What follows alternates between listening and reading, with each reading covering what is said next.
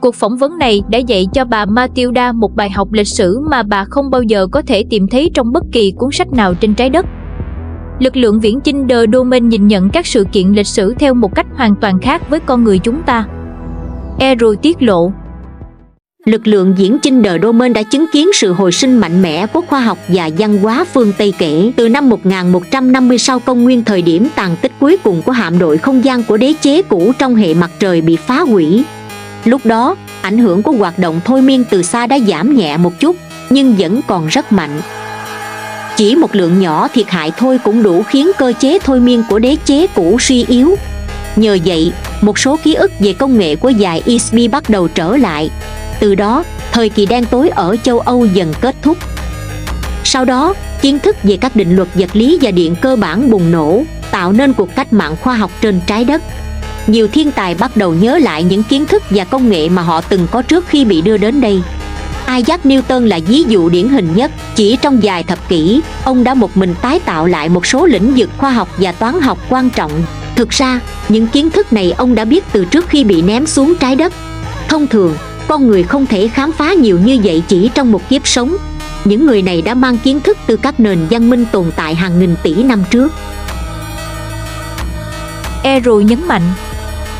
ESP trên trái đất chỉ mới bắt đầu nhớ lại những mảnh ghép nhỏ của công nghệ tồn tại trong vũ trụ. Nếu cơ chế gây mất trí nhớ bị phá vỡ hoàn toàn, họ sẽ lấy lại được toàn bộ ký ức của mình. Thật không may, những tiến bộ này chưa xảy ra trong lĩnh vực nhân văn vì con người vẫn tiếp tục gây hại, giết chóc, chiến tranh và cư xử tồi tệ với nhau. Hành vi này bị ảnh hưởng rất mạnh bởi lệnh thôi miên được cài đặt cho mỗi ESP giữa các kiếp sống. Sự pha trộn rất bất thường của những tù nhân bị đưa đến trái đất, từ tội phạm, nghệ sĩ, nhà cách mạng đến những thiên tài lập dị, chính là nguyên nhân tạo nên một thế giới đầy xung đột, hỗn loạn và chia rẽ. Mục đích của hành tinh nhà tù này là giữ cho các linh hồn mãi mãi bị kẹt lại ở đây. Nó thúc đẩy sự thiếu hiểu biết, mê tín và chiến tranh, khiến mọi người bị kẹt sau bức tường vô hình của những màn lực điện từ. ESP bị đưa đến trái đất từ khắp nơi trong thiên hà và các hệ hành tinh trên khắp đế chế cũ như Sirius, Aldebaran, Pleiades, Orion, Draconis. Mỗi nhóm mang theo ngôn ngữ, văn hóa, tín ngưỡng, giá trị đạo đức, niềm tin tôn giáo, hệ thống đào tạo và lịch sử riêng. Họ bị trộn lẫn với cư dân bản địa của trái đất từ một hệ sao khác cách đây hơn 400.000 năm. Những người đã xây dựng hai nền văn minh vĩ đại Atlantis và Lemuria. Hai nền văn minh này đã bị nhấn chìm bởi những con sóng đại hồng thủy do sự dịch chuyển cực của trái đất gây ra. Rõ ràng, ESP từ hệ sao đó là nguồn gốc của các chủng tộc nguyên thủy phương Đông, bắt đầu từ nước Úc. Mặt khác, các nền văn minh do hệ thống nhà tù của đế chế cũ tạo ra hoàn toàn khác với chính đế chế này. Đế chế cũ giống như một đế quốc không gian khổng lồ, chuyên chinh phục, nô lệ hóa và kiểm soát tâm trí. Bộ máy kiểm soát của đế chế cũ trước đây xuất phát từ một không gian xã hội cổ đại, được điều hành bởi một liên minh toàn trị của các chính phủ hành tinh, với hệ thống phân cấp xã hội, kinh tế và chính trị tàn bạo, dùng một vị quân chủ hoàng gia làm bù nhìn. Họ là một xã hội suy đồi, với những cuộc đua xe bạo lực và trò giải trí đẫm máu kiểu La Mã. Họ cai trị bằng bạo lực và kiểm soát tâm trí. Loại chính phủ này xuất hiện khá thường xuyên trên các hành tinh. Khi người dân từ bỏ trách nhiệm cá nhân, giao hết cho nhà nước quản lý, họ sẽ nhanh chóng mất tự do. Những nhà lãnh đạo quan tưởng thường coi mọi người là kẻ thù, phải kiểm soát hoặc tiêu diệt. Ngay cả bạn bè, đồng minh thân thiết nhất, những người họ đặc biệt yêu quý cũng không thoát khỏi tình cảnh yêu đến chết theo đúng nghĩa đen. Wow! Vì những ESP như vậy tồn tại, lực lượng viễn chinh The Domain đã rút ra bài học quan trọng. Tự do phải được giành lại và duy trì bằng sự cảnh giác vĩnh viễn và sức mạnh phòng thủ để bảo vệ nó. Nhờ đó, The Domain đã chinh phục và cai quản những hành tinh của đế chế cũ. Nền văn minh của lực lượng viễn chinh The Domain dù trẻ hơn và quy mô nhỏ hơn, nhưng mạnh mẽ hơn, được tổ chức tốt hơn và thống nhất bởi tinh thần quân bình chưa từng có trong lịch sử của đế chế cũ. Nhà nước độc tài toàn trị của Đức Quốc xã vừa bị tiêu diệt trên trái đất gần đây có nhiều điểm tương đồng với đế chế cũ, nhưng chưa mạnh và tàn bạo bằng. Nhiều ESP trên trái đất bị đưa đến đây vì họ phản đối gay gắt với chính phủ độc tài, hoặc họ quá hung ác về mặt tâm lý đến mức đế chế cũ không kiểm soát nổi. Vì vậy, dân số trái đất có tỷ lệ cao những con người như vậy. Các quy tắc đạo đức và xung đột của ESP trên trái đất rất cực đoan.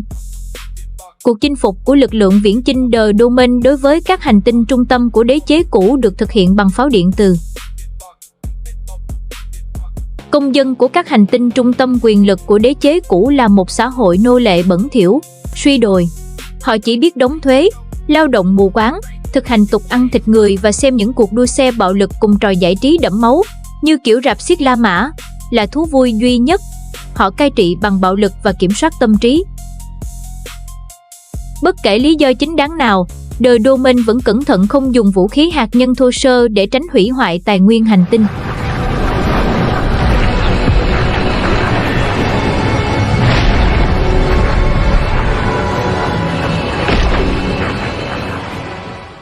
Bạn có nhận ra không?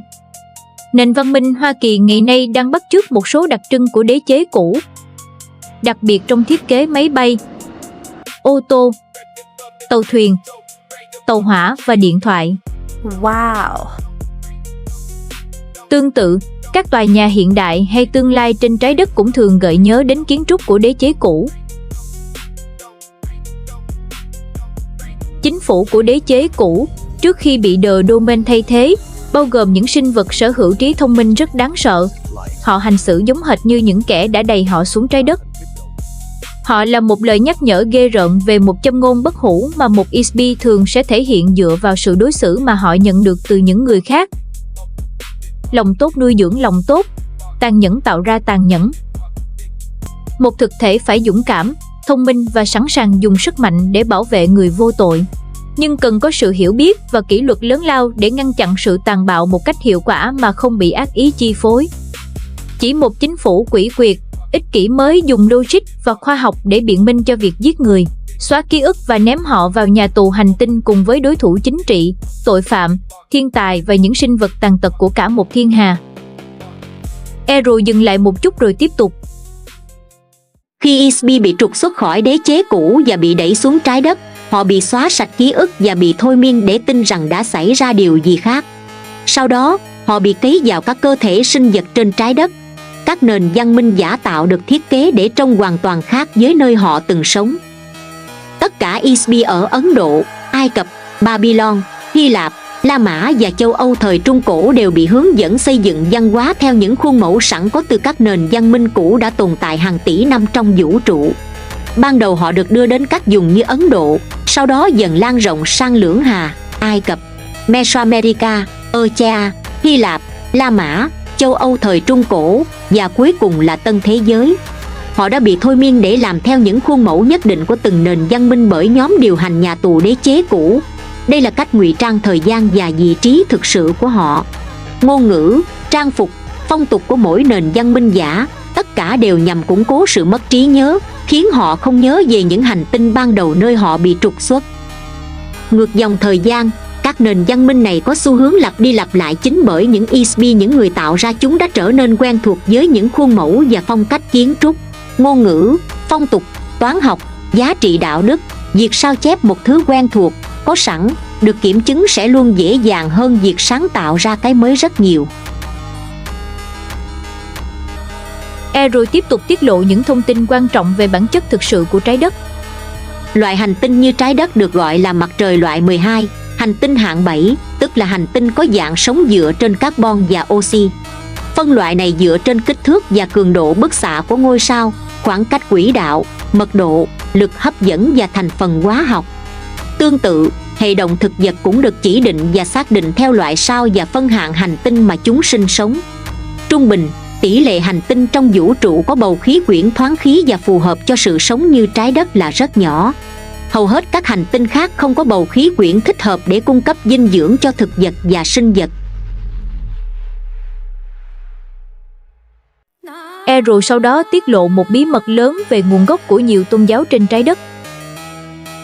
Cách đây 8.200 năm, lực lượng viễn chinh The Domain đã mang những bài thánh ca Vệ Đà đến vùng Himalaya. Lúc đó, một số xã hội loài người đã tồn tại. Người Aryan đã xâm lược và chinh phục Ấn Độ, mang theo những bài thánh ca này. Kinh Veda được học thuộc lòng và truyền miệng trong 7.000 năm trước khi được ghi thành văn bản. Trong khoảng thời gian đó, một trong những sĩ quan của lực lượng diễn chinh The Domain đã được hóa thân trên trái đất với tên gọi Vishnu. Ông được nhắc đến nhiều lần trong kinh Vệ Đà. Người theo đạo Hindu ngày nay vẫn coi ông là một vị thần. Vishnu đã tham gia các cuộc chiến tranh tôn giáo chống lại lực lượng đế chế cũ. Ông là một Isbi rất có năng lực, một sĩ quan làm việc hiệu quả cao, người được giao nhiều nhiệm vụ quan trọng khác trong The Domain.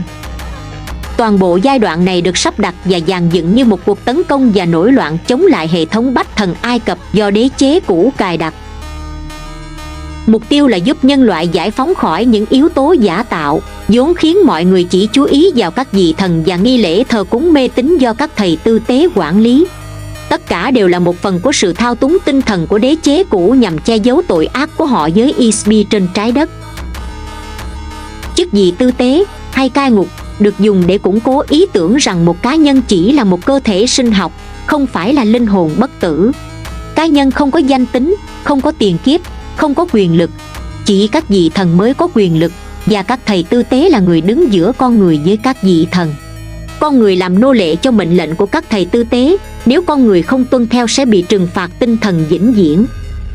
Người ta mong đợi điều gì khác trên một hành tinh tù tội, nơi tất cả tù nhân đều bị mất trí nhớ, và đôi khi chính các thầy tư tế cũng là tù nhân. Sự can thiệp của lực lượng diễn chinh The Domain trên trái đất chưa hoàn toàn thành công vì hoạt động kiểm soát tâm trí của đế chế cũ vẫn còn rất mạnh đến ngày nay. Một trận chiến đã diễn ra giữa đế chế cũ và lực lượng diễn chinh The Domain thông qua cuộc chinh phạt tôn giáo. Giữa những năm 1500 trước công nguyên và khoảng 1200 trước công nguyên, lực lượng diễn chinh The Domain đã cố gắng dạy cho một số người có ảnh hưởng trên trái đất khái niệm về cá nhân là linh hồn bất tử. Nhưng nó dẫn đến một sự hiểu lầm bi thảm. Khái niệm gốc tất cả đều là Isbi bị bóp méo thành chỉ có một Isbi duy nhất. Rõ ràng, đây là sự hiểu sai lệch hoàn toàn và là cách để con người thoái thác trách nhiệm với chính quyền lực của mình. Các thầy tư tế của đế chế cũ đã lợi dụng điều này, biến khái niệm bất tử thành ý tưởng chỉ có một Isbi toàn năng, và không ai khác được phép có thể trở thành Isbi. Hả? Rõ ràng, đây chính là cách họ khiến các nạn nhân mất hoàn toàn trí nhớ. Thật dễ dàng để đánh tráo những khái niệm này cho những chúng sinh không muốn chịu trách nhiệm về cuộc sống của chính mình. Những sinh linh như vậy chính là nô lệ. Chừng nào họ vẫn chọn giao trách nhiệm về sự sáng tạo, sự tồn tại và trách nhiệm giải trình cá nhân về những suy nghĩ và hành động của chính mình cho người khác thì họ luôn là nô lệ.